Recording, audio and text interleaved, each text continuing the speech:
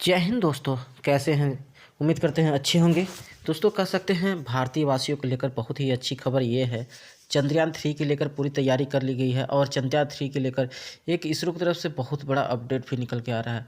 वैसे कहा जाए तो ये चंद्रयान 3 मिशन एक बात की जानिए, जो अगर सफल हो जाए तो चांद पर भी बस सकते हैं इंसान। बहुत बड़ी खबर है और इस सफलता के पीछे कह सकते हैं बहुत बड़ी हाथ होता है इसरो का और सभी भारतीय वासियों का। तो इस वीडियो को पूरा अंत तक देखिए। जो आप इंडियन है और इंडिया का सपोर्ट करते हैं तो पूरी तरह इस वीडियो को पूरा अंत तक देखिए। एक चंद्रयान गया, दूसरा चंद्रयान भी गया, अब तीसरी की बारी है, जो कि दो चार टेस्ट वगैरह ही हुए हैं, सब सही निकल गया है। भारतीय अंतरिक्ष अनुसंधान केंद्र यानी कि इसरो ने 19 फरवरी 2023 को अपनी वेबसाइट पर एक बातचीत क्लियर कर दिया है पूरी तरह। उन्होंने कि अब जल्द ही वो दिन आएगा जो रॉकेट के कसकर ये चंद्रयान को उड़ा दिया जाएगा। चंद्रयान पर पहुंचकर अपना काम करेगा। भारत को 600 करोड़ रुपए के प्रोजेक्ट फिर से आसमान में, फिर से चंद्रमा की ओर, फिर से कुछ तलाश करता हुआ आ गया है। चंद्रयान कैसा दिखता है, कितनी कीमत है, आगे बताएंगे। पूरी पोस्ट वीडियो पूरा अंत तक देखिएगा, पूरी जानकारी आपको मिल जाएगा। क्या काम करता है पूरी तरह डिटेल्स में। क्या है चंद्रयान 3? बताया जा रहा है कि चंद्रयान 3 के मिशन में 600 करोड़ से ज़्यादा की लागत आएगी। चंद्रयान 3 के 3 प्रमुख हिस्से हैं। अंग्रेजी की तकनीकी भाषा बोले वाली हिस्से में मॉड्यूल को भी कहते हैं। ये 3 हिस्से में है। जो उड़ाने वाला हिस्सा प्रोपुलंस मॉडल है, उतारने वाला हिस्सा लैंडर मॉड्यूल है, घूमने और घुमाने वाला हिस्सा, जानकारी जुटाने वाला हिस्सा रोवर है। वह चंद्रयान 2 में एक हिस्सा और था जो कि ऑर्बिटर था, वो इस बार नहीं है। ठीक ना, पूरी तरह देख सकते हैं किस तरह का, आप पूरी तरह आप स्क्रीन पर भी देख सकते हैं जो फ्लैश हो रहा है। ठीक ना, वो तो पूरी तरह जानकारी आपको मिल ही जाएगा।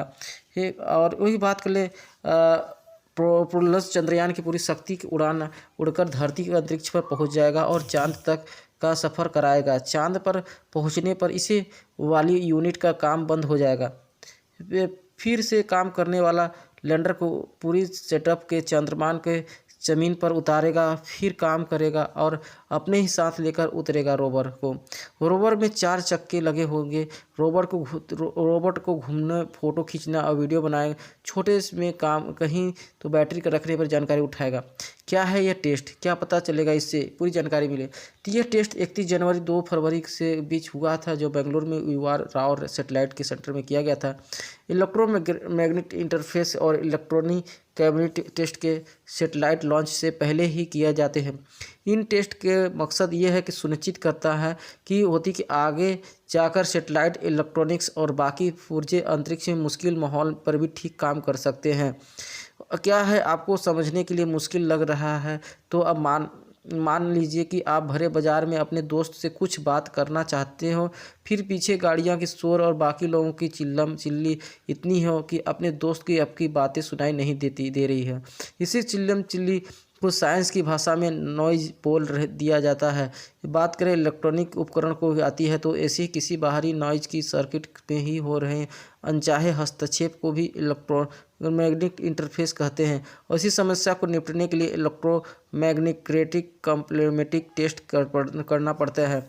आपने गौर किया होगा कि जब आपके मोबाइल पर कॉल आने वाला होता है तब कैसे पास रखे मैग्नेटिक स्पीकर पर बीप बीप की आवाज़ आने लगती है। ये कीचड़ जैसी आवाज़ भी एक तरह का इलेक्ट्रॉनिक मैग्नेटिक इंटरफेस से ही है। अंतरिक्ष में इसी तरह की नॉइज कई वजह से पैदा हो सकती है। इनमें से एक वजह है सोलर प्लस।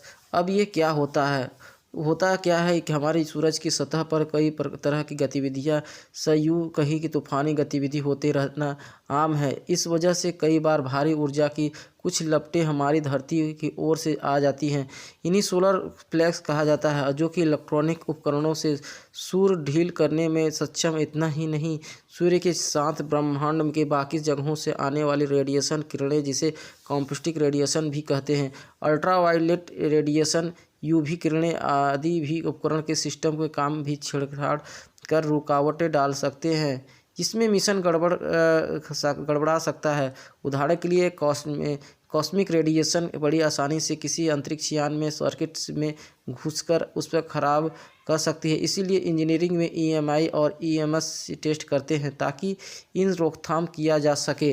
क्या होता है इन टेस्ट से? जैसे कि आपको बता दें कि चंद्रयान 3 की तीन मुख्य मॉडल है जिसमें ऑर्बिटर नहीं होगा। जैसे कि चंद्रयान 2 में था।